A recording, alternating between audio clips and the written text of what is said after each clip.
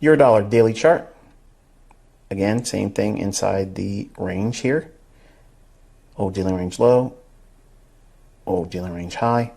Again, this is what classic December trading looks like.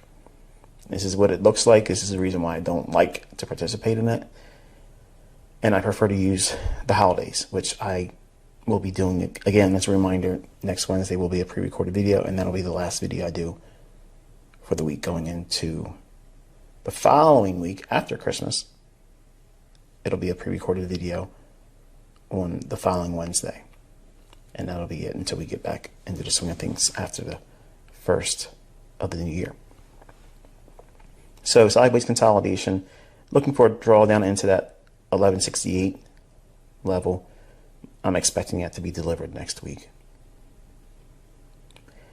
All right, so I gave you a video yesterday, and it was highly informative, even though it was short. Okay, so when you hear me talk on social media, you hear me talk in my Twitter when I had it, you hear me talk on my YouTube channel in my videos, and you hear me talking in here. And you've heard me talk about things like this in interviews where people like podcast operators and such that would interview me over the past few years. And I tell them that, I can call daily highs and lows, weekly highs and lows, and forecast them also.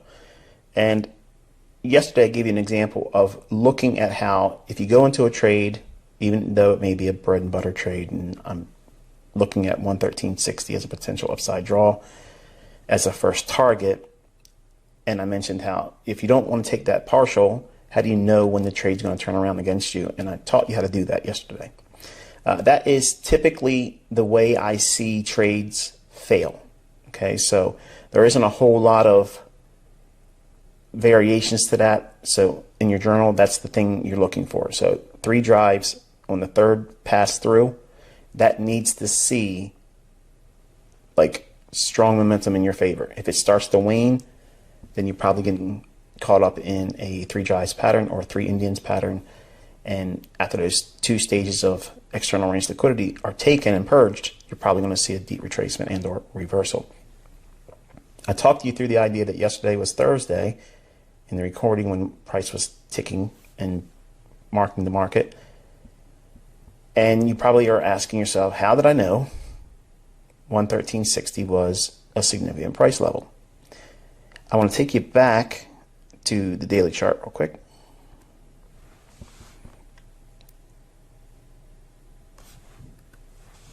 All right, and this range right here, okay, that's a gap.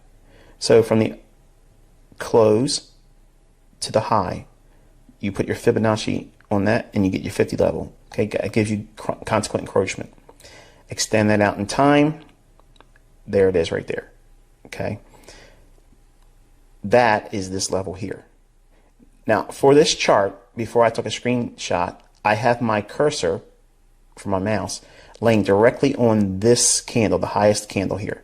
So that way when you see the price right here, it's showing the price of that candle. Don't take my word for it. Go into your hourly chart for Eurodollar for Forex.com's price feed. The high will show 113.60 and 5 pipettes.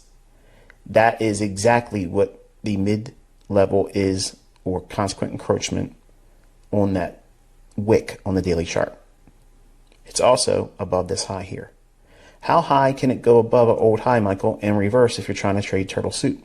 Well, this is one way of doing it. You have to have these signatures there. Okay, if there's a wick above an old candle on a higher time frame and it's above here, it might draw right to that consequent encroachment level and turn around. This high of that candle is exactly not 1 pipette beyond, not 1 pipette short. It's exactly right to that pipette. 113.60 and 5 pipettes. You do not get that with Wyckoff. Supply and demand can't even get in the same vicinity as something like that. Okay? No one teaches this. No one shows it. Okay? I'm teaching you how these concepts are superior. Nobody out there has anything that can beat this. You can't beat or do better than perfect. Put that in your journal. So you have your weekly high here on euro. I walked you through how you can see the reversal. So even if you didn't see the forecasted weekly high, how can you discover it real time? Well, that's what I did with you yesterday in the recording. Okay, walked you through it and showed you how it was going to draw back down into a imbalance, which we'll look at when we get into a 15-minute time frame. And then today, we ramped up one more time, and we'll see what that looks like on the 15-minute time frame as well.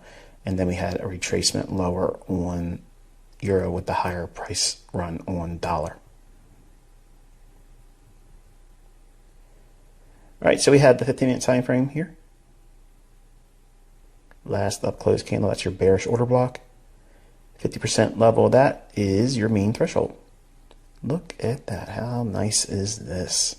So here's the midnight candle on Friday, the 17th of December, 2021. It rallies up, hits mean threshold. High of the week formed.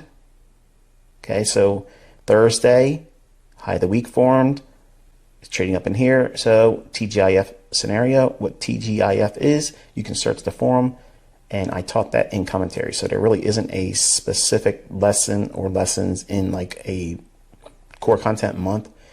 It's inside the commentaries. Okay, so that's kind of like what you're going to be doing going forward as charter members. You know, if you want to be looking for the higher order lessons that are outside core content or outside of the price action models, when I'm teaching things in the coming weeks and all throughout the coming years, okay, that would amplify the things you've learned in core content, you would search for those topics in the forum search tab, okay? And I put enough in each video if I'm referring to certain things, that way it'll take you into those respective videos that would support it and talk about it.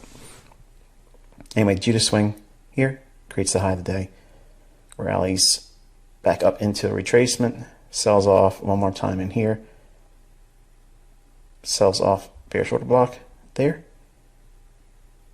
Get a measurement on this tail, and then optimal trade entry, sells off, breakaway gap, measuring gap, and almost back down into that old dealing range low on the hourly chart from Powell talking 2 weeks ago. And at the time of this recording, we still have a little while, a little bit more than a half an hour before the close of the week. But you know, even if it goes lower than that, I don't care. It's enough to talk about for the weekend, because we're not going to be doing anything until obviously Monday. So we will see how Sunday opens, which is always in the